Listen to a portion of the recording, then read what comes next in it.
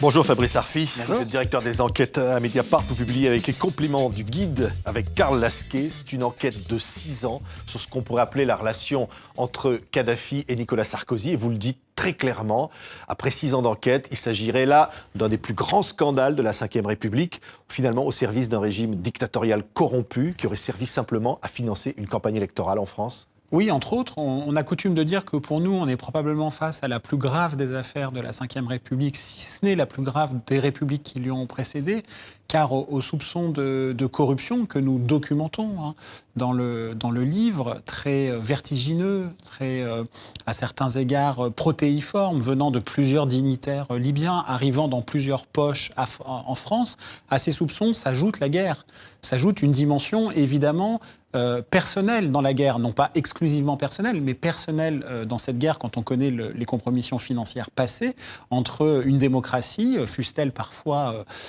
immature, la France, avec une dictature épouvantable, la Libye, dont on a fait semblant de découvrir en mars 2011 que c'était une dictature. Alors, en octobre 2011, Kadhafi est lynché par la foule. Qui a tué le colonel Kadhafi ?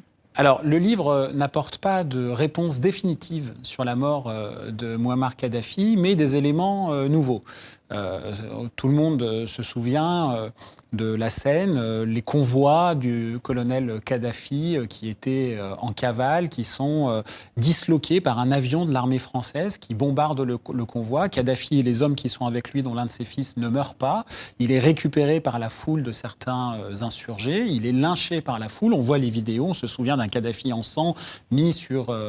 Et là, il n'est pas mort. Non, il n'est pas mort. Il n'est pas mort. Il va être tué par une balle. On sait qu'il est exécuté. Voilà, très distinctement. On voit dans son cadavre avec un impact de balle. L'ONU a voulu avoir accès à un rapport d'autopsie. Le Conseil national de transition libyen, qui était le gouvernement intérimaire, qui était très dans la main de Nicolas Sarkozy, a refusé ce document à l'ONU. Donc nous n'avons pas de vérité médicale et scientifique en quelque sorte sur la mort de Kadhafi, mais ce qu'on sait, non seulement grâce à nos révélations, mais aux enquêtes d'autres journalistes, je pense par exemple à Claude Angéli du Canard enchaîné, c'est qu'il y avait au moins une 50aine de membres des forces spéciales françaises qui étaient présentes sur place.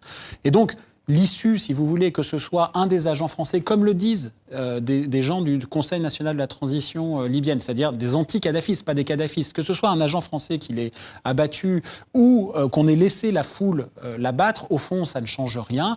Kadhafi n'avait que deux façons de s'en sortir dans cette affaire, mort ou mort, il ne pouvait plus parler. Oui, parce que, vous le dites, ce serait l'intérêt, évidemment, qu'il soit mort, qu'il se taise, pour ne pas raconter, pour ne pas témoigner. Oui, entre autres, moi je ne suis jamais pour les explications binaires. Je pense qu'il y avait des intérêts divergents à la mort de Kadhafi. Ça ne faisait pas partie des résolutions de l'ONU.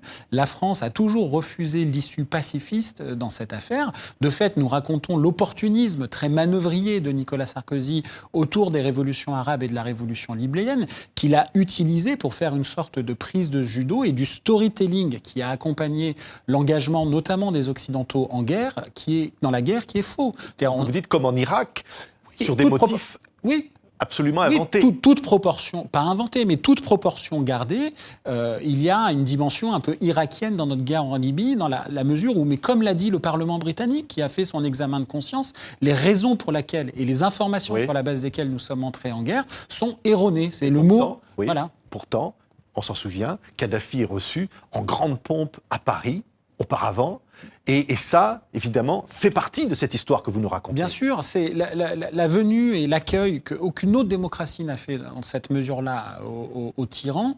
C'était en décembre 2007, on se rappelle, le tapis rouge, les 6 jours de visite d'État, la tente bédouine dans les jardins de la République. C'était une forme de remboursement symbolique des compromissions entre 2005 et 2007 de la Sarkozy avec le régime libyen. Et les compromissions, elles furent notamment financières, notamment corruptives, telles que nous le documentons dans le livre. Mais pas seulement.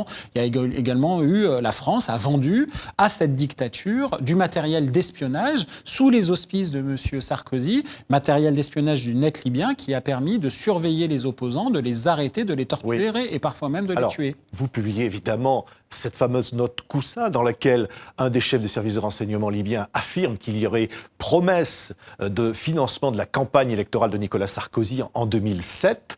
C'était évidemment démenti par l'ancien président de la République. Oui, c'est vrai qu'on s'attendait assez peu à ce que M. Sarkozy dise en effet, j'ai été stipendié par une dictature.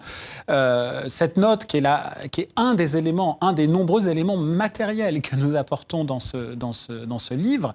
Il y a également des virements, il y a des rapports des services secrets. Cette note était la promesse de financement de la bureaucratie libyenne pour la campagne de M. Sarkozy. Nicolas Sarkozy l'a traité de faux grossier. Il nous a poursuivis en justice. Il a perdu une première fois. Il vient de perdre une seconde fois. Et la justice a établi la parfaite authenticité matérielle de la note. Alors, il y a le témoignage de Ziad Takieddine, qui sera en quelque sorte le porteur de valise. On se souvient de la réponse de Nicolas Sarkozy à la télévision. Lorsqu'on lui pose cette question, il dit « Quelle indignité, vous parlez d'un homme qui a fait de la prison et qui est un menteur ». Oui, alors ce que Nicolas Sarkozy oublie de dire quand il fait cette réponse, c'était sur France 2 à David Pujadas, c'est qu'en effet, Ziad Takieddine a fait de la prison, mais c'était précisément pour avoir porté les valises du clan Balladur à l'époque où M. Sarkozy était son porte-parole. Évidemment que Ziad Takieddine n'est pas quelqu'un qu'il faut croire sur parole et sans mauvais jeu de mots, prendre ce qu'il dit pour argent comptant. Mais il fait un témoignage que nous reprenons dans le livre pour plusieurs raisons. D'abord, pour la première fois, il s'auto-incrimine dans le dossier. D'ailleurs, après nos révélations, il a été placé en garde à vue et mis en examen pour avoir convoyé des espèces de caches libyens de Tripoli au ministère de l'Intérieur à l'époque où M. Sarkozy y était. Est-ce que ça suffit pour publier son témoignage ? Non. Nous l'avons fait parce qu'il y a des documents extérieurs matériels qui viennent le conforter.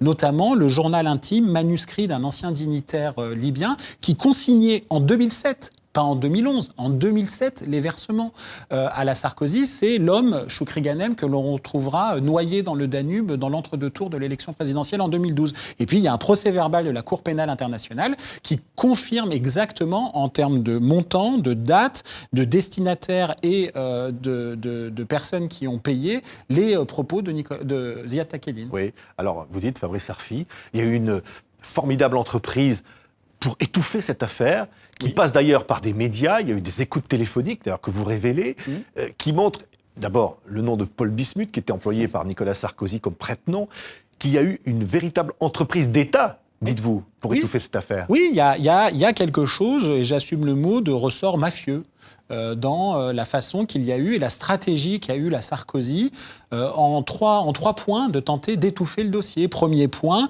comploter contre les magistrats et contre les enquêteurs qui essayent de découvrir. C'est ce qu'a pas fait Nicolas Sarkozy, c'est ce qu'a fait Paul Bismuth, vous l'avez dit. Mais également faire pression, nous le racontons, nous le documentons, sur les services secrets français pour empêcher que des témoins témoignent dans ce dossier. Et puis la troisième branche de cette stratégie, c'est les médias. Comment, et on savait l'emprise que Nicolas Sarkozy pouvait avoir sur certains médias, comment empêcher que des affaires ne sortent dans les journaux ou accompagner les plumes un peu plus dociles pour qu'elles écrivent ce qui avait l'heure de plaire à la Sarkozy. Il y a beaucoup de témoins qui soit ont disparu, soit sont réfugiés, par exemple au Qatar ou ailleurs, ou parfois sont emprisonnés. Ou morts. Il y a aujourd'hui une enquête qui se poursuit, plusieurs personnes qui ont été mises en examen. Vous pensez, Fabrice Arfi, que cette affaire va éclater réellement ? Si vous voulez, cette affaire, elle est révélatrice des manquements, je trouve, de la France institutionnellement dans la lutte contre la corruption. Nous avons une affaire mondiale. C'est comme l'affaire de l'ingérence russe aux États-Unis contre Donald Trump. Sauf que nous, en France, on n'a pas un juge d'instruction détaché à temps plein sur le dossier. On n'a pas un procureur détaché à temps plein sur le dossier.